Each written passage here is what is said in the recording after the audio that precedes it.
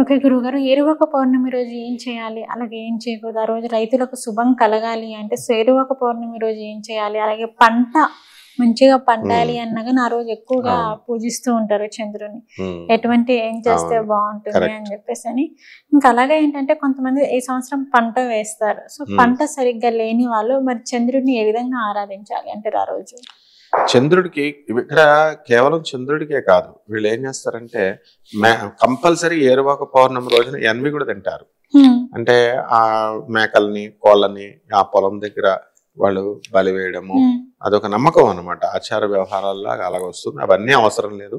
నువ్వన్నట్టుగా చక్కగా చంద్రుడికి పాలని కడవతో హ్మ్. పొలం దగ్గరికి తీసుకెళ్ళి, లేకపోతే మన రైతు ఇంటి దగ్గరే ఉండి, ఆ పాలని చంద్రుడికి చూపిచ్చడము. ఆ పాల ప్రొడక్ట్స్, మిల్క్ ప్రొడక్ట్స్ ఏమన్నా సరే కోవా, తర్వాత వెన్న, ఆ తర్వాత ఈ యొక్క నెయ్యి ఇవన్నీ కూడా దీపారాధన చేయడం. చంద్రుడికి గాలి లేకుండా కొంచెం వెలిగించి, అగరబత్తి వెలిగించి, చంద్రుడికి ఓం చంద్రాయ నమః, ఆదిత్యాయ చ సోమాయ, మంగళాయ బుధాయ చ గురు శుక్ర శనిభ్యశ్చ రాహవే కేతవే నమః అనేటటువంటి మంత్రాన్ని చేయొచ్చు. లేదా విడిగా ఓం చంద్రాయ నమః అనేటటువంటి మంత్రం, ఓం సోమాయ నమః. సోముడు అంటే చంద్రుడు అనమాట. హ్మ్. సో ఈ విధంగా చేయడం వల్ల మూర్ఛ వ్యాధి కూడా కంట్రోల్లోకి వస్తుంది.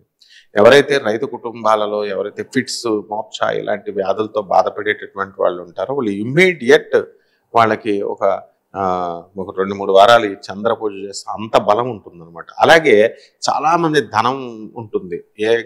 ఏ కష్టాలు లేవు వాళ్ళకి. పెళ్ళవుతుంది అన్నీ ఉంటుంది. కానీ ఎప్పుడు మూడీ ఫెలోస్ లాగా మూడీగా ఉంటారు. హ్మ్. ఇది చంద్రబలం లేనటువంటి వాళ్ళకి అంతే అనమాట. వాళ్ళు అక్కడే మనతోనే ఉంటారు, మాట్లాడుతుంటారు. కానీ వాళ్ళ ఆలోచన ఎక్కడికో వెళ్ళిపోతుంది. కాబట్టి జాతకంలో ఎప్పుడూ కూడా చంద్రబలం కావాలా. మనఃకారకుడు చంద్రుడు.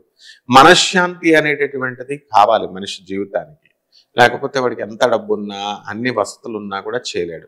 ఈ ఏరువాక పౌర్ణమి రోజున కంపల్సరీ ఆ రోజు మనకి చంద్రుడి యొక్క అనుగ్రహం లభిస్తుంది. ఈ విధంగా చేసినప్పుడు దానివల్ల మనశ్శాంతి అనేటటువంటిది లభిస్తుంది. ఇక ఎవరి యొక్క ఆచార వ్యవహారాలు బట్టి కొంతమంది రాయలసీమలో వాళ్ళ కోళ్ళను కోసుకుంటారు.